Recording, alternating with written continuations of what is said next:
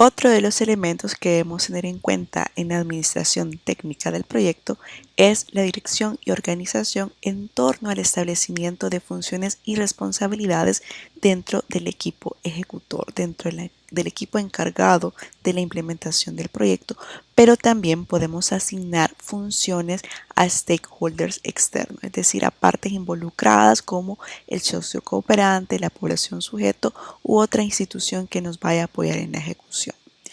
Para esto entonces nos vamos a valer de la matriz de asignación de responsabilidades del PM4R. ¿Qué busca esta matriz?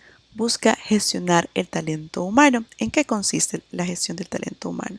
Consiste en implementar todos los procesos que sean necesarios para identificar y asegurar el mejor recurso humano que se encuentre disponible al interior de nuestra institución o en caso haya contratar para garantizar el éxito del proyecto en sus diferentes restricciones, es decir, el alcance, el tiempo y el coste. Ahora, ¿qué busca también la matriz de asignación de responsabilidades? Busca vincular el trabajo que se debe realizar al interior del proyecto, pero además del trabajo es el producto que genera ese trabajo con cada uno de los integrantes del equipo del proyecto y por supuesto, como ya mencionaba también, stakeholders externos. Para la construcción de una matriz de asignación de responsabilidades, podemos empezar construyendo un organigrama. El organigrama nos va a permitir determinar líneas de supervisión, es decir, a quién responde quién, también de autoridad y por supuesto de entendimiento. Como ya en el acta de constitución del proyecto construimos una estructura de gobernabilidad, esta nos puede servir de insumo a la hora de elaborar nuestra matriz de asignación de responsabilidades. Esta es una de las técnicas que podemos emplear.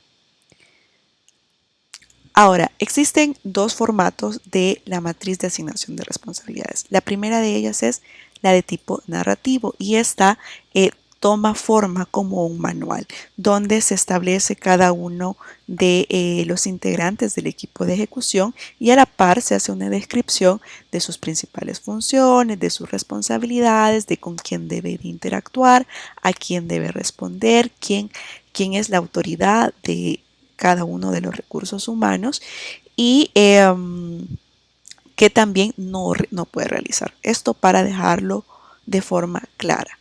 Pero también puede expresarse en tipo diagrama y de hecho es este formato en el que nos vamos a centrar.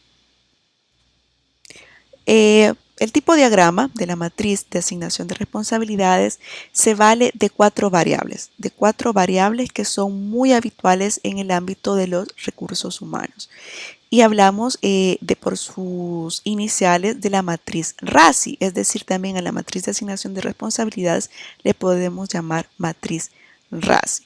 ¿Cuáles son estas variables? La primera de ellas se caracteriza o se identifica por la R, que significa responsable de la ejecución o responsible en inglés.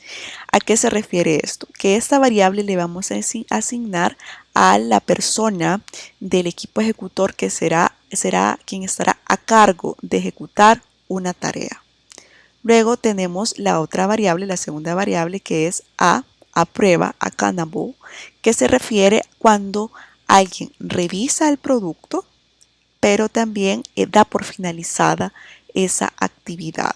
Es decir, da el ok de que se ha realizado de forma correcta el producto resultado de una actividad.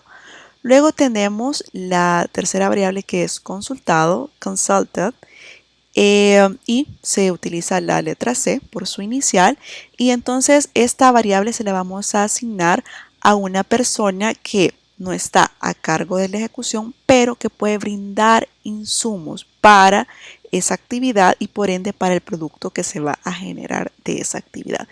Y la última es por su inicial, la letra I, informado, inform, donde no está se lo vamos a asignar a un recurso humano que no esté vinculado directamente con la ejecución, pero que es importante que sepa qué es lo que resultó, cómo resultó ese producto, de la actividad que ejecutó el responsable de la implementación.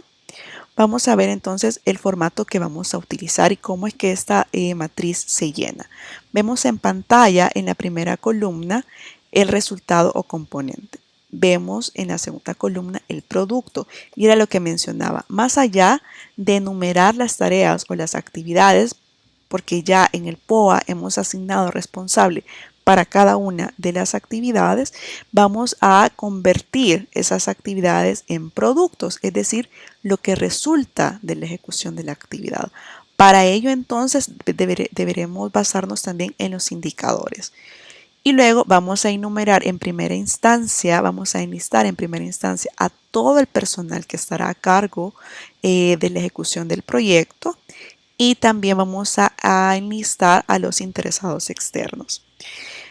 Vamos a explicarle entonces, vemos en pantalla el primero de los productos es elaborado un programa de formación y sensibilización en temática de género y prevención de violencia de género.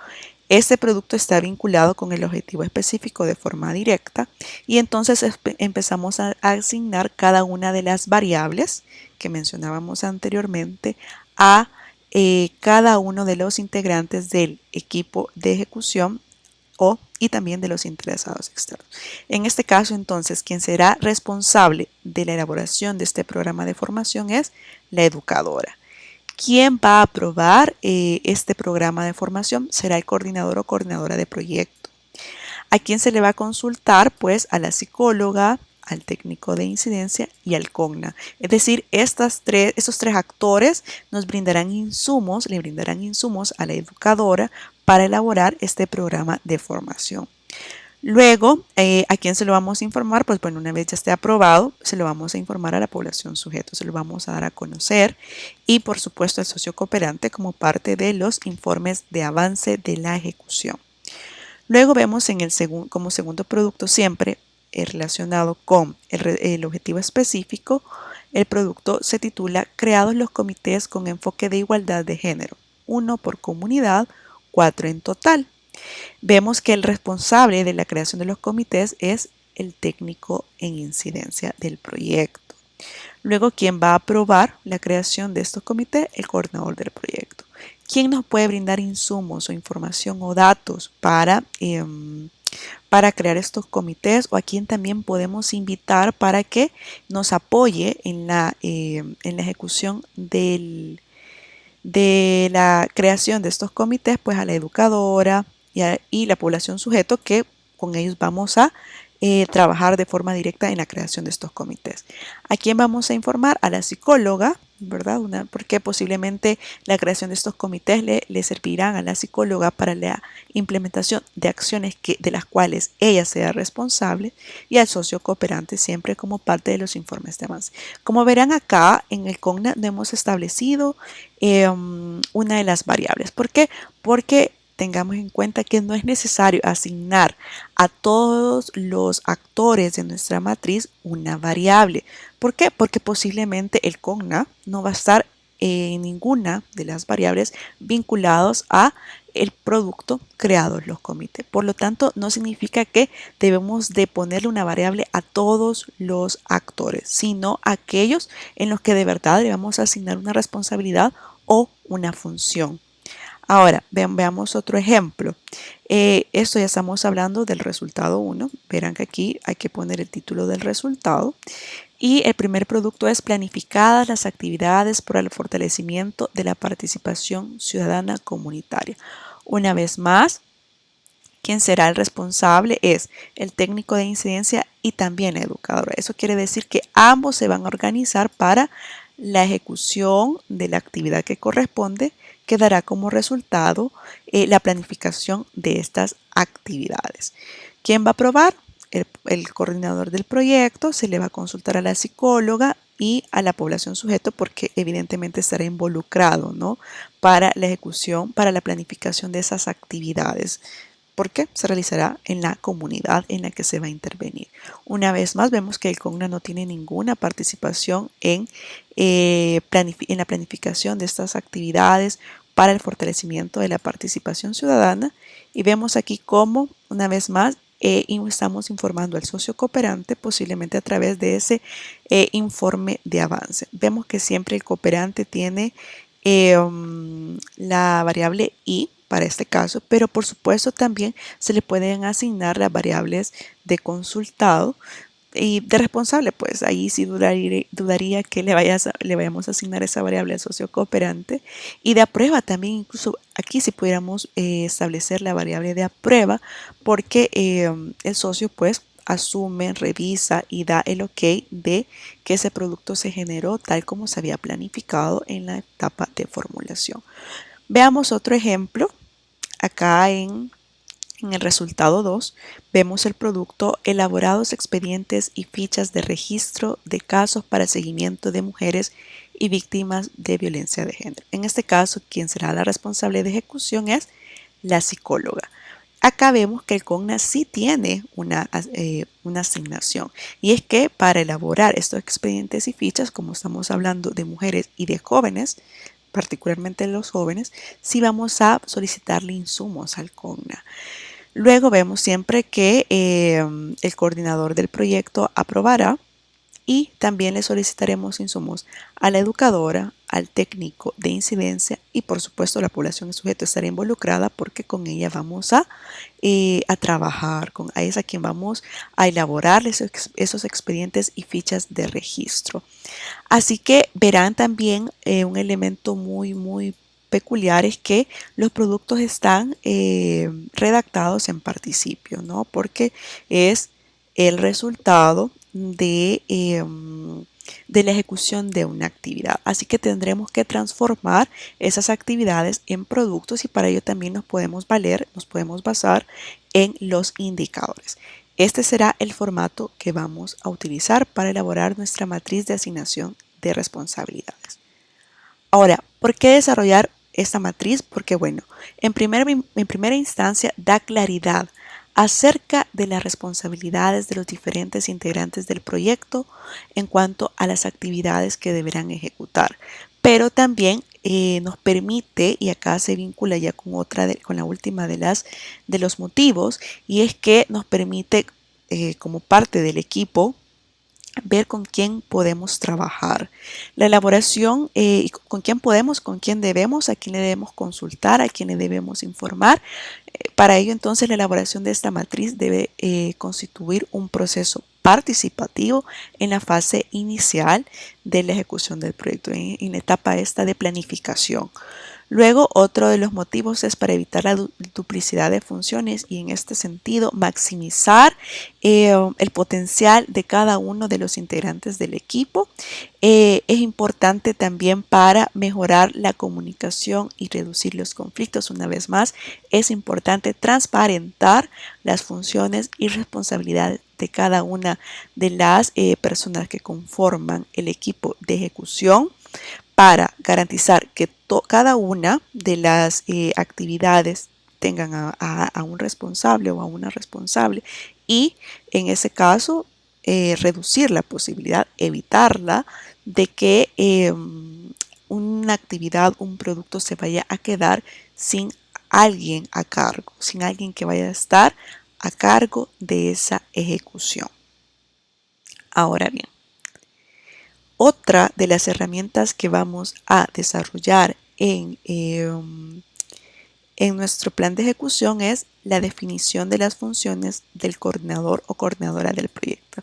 Esta no es una herramienta propia del PM4R, es más bien un elemento que Manuel Gómez Galán y Héctor Sainz Ollero nos comentan en su libro. Ya la semana pasada explicábamos esta imagen, este diagrama que aparece en las páginas que ya pues tuvimos que haber leído, por lo cual no vamos a profundizar, pero es importante dejar claro el rol tan importante que va a cumplir el director o directora del proyecto, la gerencia, gerente o la coordinadora o coordinador. Esto, el nombre varía en función de la institución. Es una cuestión muy particular de cada institución. Usualmente se utiliza coordinador, coordinadora del proyecto. Entonces, ¿cómo vamos a definir estas funciones? A través de esta matriz. Este será el formato que vamos a utilizar. Vemos que está compuesto por 3 columnas. Vemos en la primera de ellas las actividades, y para esto nos podemos basar de forma íntegra en las que vemos enlistadas en pantalla. Si ustedes gustan agregar unas extras, pues no hay problema, pero si no, podemos basarnos en estas que vemos en pantalla. Vemos entonces como primera de las actividades la concreción de objetivos, la preparación y programación, las relaciones interinstitucionales, la gestión del talento humano, que es algo fundamental, el monitoreo del proyecto también, que es otra de las actividades, responsabilidades del coordinador o coordinadora del proyecto, la resolución o transformación de incidencias y la aprobación y toma de decisiones. Luego, en la segunda columna, aquí vamos a tener que describir. Verán que acá, pues no se les sugiere texto porque puede variar en función de cada uno de los proyectos. Por lo cual, ustedes, a partir de su proyecto, deberán de describir, puede ser en forma de lista o puede ser en forma de párrafo. ¿En qué consistirá esa función que deberá de cumplir el coordinador o coordinadora de su proyecto? Y luego vemos acá el periodo. Vemos que usualmente se le asigna cada una de estas actividades al coordinador o coordinadora durante el periodo de ejecución del proyecto. 12 meses, 18 meses, en fin. O también se puede asignar en un periodo trimestral. Por ejemplo, el monitoreo del proyecto se puede hacer cada trimestre, cada mes, cada 6 meses. Ustedes lo decidirán también de acuerdo con lo que indica su proyecto, su documento de proyecto. Luego vemos acá la preparación y programación en la fase inicial del proyecto, pero de hecho acá también pudiéramos colocar durante el periodo de ejecución del proyecto, porque esto respondería también al enfoque que ya mencionábamos la semana pasada de acción, reflexión, acción.